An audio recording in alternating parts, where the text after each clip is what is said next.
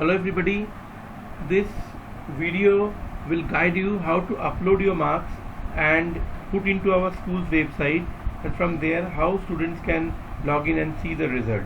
So we are only going to discuss over here the point on which how the data or the marks are being uploaded into the website. So first of all, collect all the CSV files and put it into one folder, as like I have done it in the desktop. Okay, you can see the three kinds of CSV files are available over here. Number one is 1 to 2, for 3 to 6 separate, 3 to 5 separate, and for 6 to 10, these three separate CSV files are available.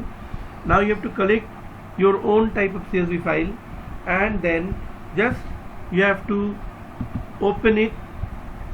I can show you by simple example over here that this CSV file is actually loaded with one data, the student ID, then name, class, section, roll, then 4 subjects marks for class 3 to, as I have opened it, for 3 to 5. Now in this way you have to fill all the data. So after filling all the data, you have to save it. Now after saving, you keep it in one particular folder, like right now it is there. After that, I'm closing this window. Now we need to go to the browser. Now over here you type SC Memorial School.com, okay, and press enter. Again similarly you will get one login button. Click on this login button and you will get the login window of the website. Now over here you will just write your username as we log in, the password. After that you log in. After logging in, all the class teachers are going to get this window where you need to go to student marks. Okay, once we get to the student mark, you will click on this upload marks. Okay, so you need to click on this upload marks. See, when we click on this upload marks, this window will open. Now here two types of entry is allowed. First is the upload file, only upload button is there, the first row, and the second row is special for uploading pre-midterm file. Okay, so here you need to install the pre-midterm file, and we have to click on this choose file. Once we will click on this choose file, before clicking on choose file, we need to select our class. Suppose I want to select class 6, so definitely I need to choose the 6 to 10 type of file.